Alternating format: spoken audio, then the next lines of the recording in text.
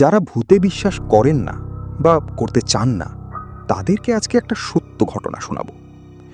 আমি সবসময় ঢাকা থেকে রাত্রে বাড়িতে যাই, কারণ ছুটি পাই কম।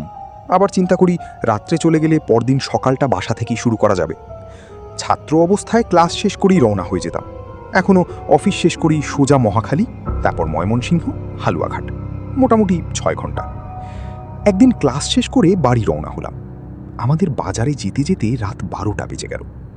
বাজারে গিয়ে দেখি সুভাষ, আমার বাল্যবন্ধু। আমাকে দেখেই বলল, আমরা তো প্রতিদিন রাত্রে কদমতলি আড্ডা মারি, তুই খেয়ে চলে আসিস। বাজারেই আমার বাসা। বাসায় গিয়ে আম্মার সাথে কথা বলতে বলতে খাওয়া শেষ করলাম।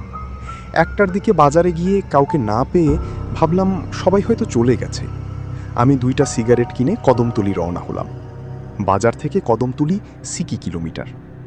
তখন আষাঢ় মাস, আকাশে চাঁদও আছে, কিন্তু আষাঢ়ের মেঘ এবং চাঁদের আলো দুইটা মিলে একটা অদ্ভুত আলো আঁধারের খেলা চলছে। এই কালো অন্ধকার আবার যেন ভরা পূর্ণিমা। একটা সিগারেট ধরিয়ে রাস্তা হাঁটছি, কিছুটা ভয়ও লাগছে। এমন রাতে একা একা হাঁটলে ভূত প্রেতের কথা একটু বেশিই মনে পড়ে।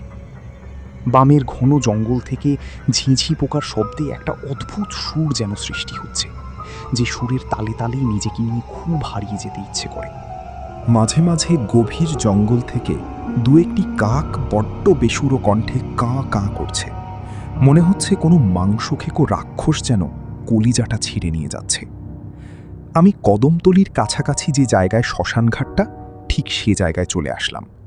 এইখান থেকে আমাদের যে জায়গায় বসে আড্ডা দেওয়ার কথা, সেই জায়গাটা স্পষ্ট দেখা যায়। আমি কাউকেই দেখতে পেলাম না। মনের ভিতর একটা ভয়ও জেগে উঠল। এই কারণে গভীর জঙ্গলের পাশ দিয়ে পিছনেও যেতে ইচ্ছে করছে না, কারণ এই জায়গার বাম দিকে কংস নদী আর ডান দিকে খোলা মাঠ, যার ধরুন গা শিরশির করা অন্ধকার ভাবটা এখানে নেই। আমি সোজা কদমতলি গিয়ে একটা সিগারেট ধরিয়ে নদীর ঢেউ দেখছি।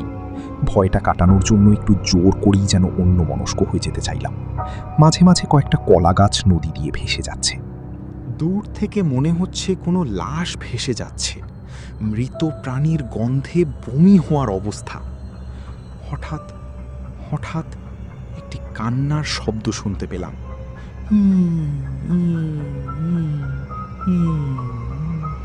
কিছুটা ভয় পেয়ে গেলাম। আমার কাছ থেকে হাত 20 দূরে ঠিক আমার বাম দিকে তাকিয়ে দেখি একটি ঘোমটা দেওয়া মহিলা বসে আছে, আর ওইখান থেকেই কান্নার আওয়াজ আসছে। ভয়ে আমার আত্মা চলে যাওয়ার জোগাড়। শরীর দিয়ে ঘাম পানির মতো বের হচ্ছে, যেন আমি কোনো ঝর্ণার নিচে দাঁড়িয়ে আছি।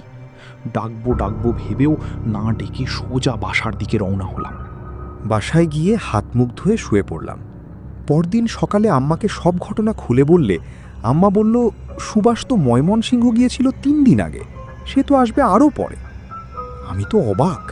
তাহলে সুভাষের চেহারা নিয়ে আমাকে কে বলেছিল কদমতলি যাওয়ার জন্য? শেষে আম্মা যা বলেছিল তা ছিল এই রকম।